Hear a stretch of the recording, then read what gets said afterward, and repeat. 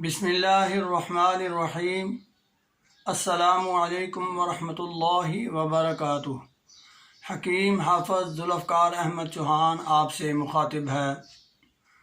آج ہم آپ کو یہ بتائیں گے کہ کمزور جسم کو موٹا کیسے کیا جاتا ہے۔ ارشاد باری تعالیٰ ہے، کلوا من طیبات ما رزقناکم، جو ہم نے آپ کو پاک رزق عطا کیا ہے اس میں سے کھاؤ۔ تو بات ہو رہی ہے کہ کمزور جسم کو کیسے موٹا کیا جائے، فربا کیا جائے۔ تو میں آپ کو آج بہترین غذائیں بتانے لگا ہوں جو کمزور جسم کو موٹا بھی کرتی ہیں اور دماغی طور پر بھی انسان کو مضبوط کرتی ہیں۔ 4 ایسی غذائیں ہیں جو تمام غذاؤں سے بہتر سمجھی جاتی ہیں۔ ان میں دودھ، شہد، گوشت اور کھجور، یہ 4 ایسی چیزیں ہیں، 4 ایسی غذائیں ہیں جو باقی غذاؤں سے بہت زیادہ بہتر ہیں، اور موٹا ہونے کے لیے ان کو اپنی روزانہ کی خوراک میں ایک روٹین بنا لیں۔ خاص طور پر دودھ اور کھجور کا استعمال ضرور کریں۔ دودھ اور کھجور کا استعمال یہ اس طرح آپ کریں کہ تھوڑا سا دودھ گرم کر لیں، 1 پاؤ یا جتنا آپ پینا چاہیں، آپ گرم کر لیں دودھ کو، اس میں تھوڑی سی چینی بھی ڈال لیں، اور ساتھ 5 یا 6 کھجوریں۔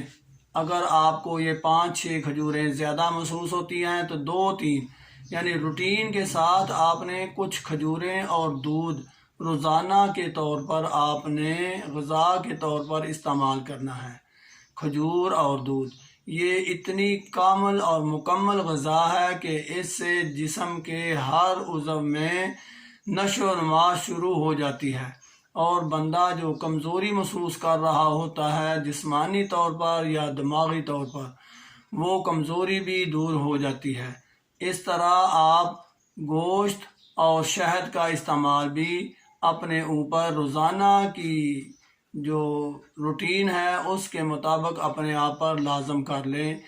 تو یہ ایسی غذائیں ہیں کہ بندہ ان کو اگر روزانہ کے طور پر، روزانہ روٹین کے طور پر استعمال کرے تو جسم جو ہے وہ ضرور موٹا ہو جاتا ہے اور کمزوری دور ہو جاتی ہے۔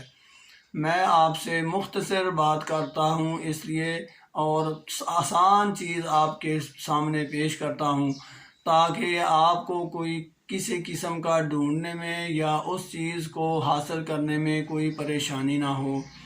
ہماری ویڈیو آپ تک پہنچتی رہیں اور آپ اس سے مستفید ہوتے رہیں، اس کے لیے ہمارے چینل کو ضرور سبسکرائب کیا کریں۔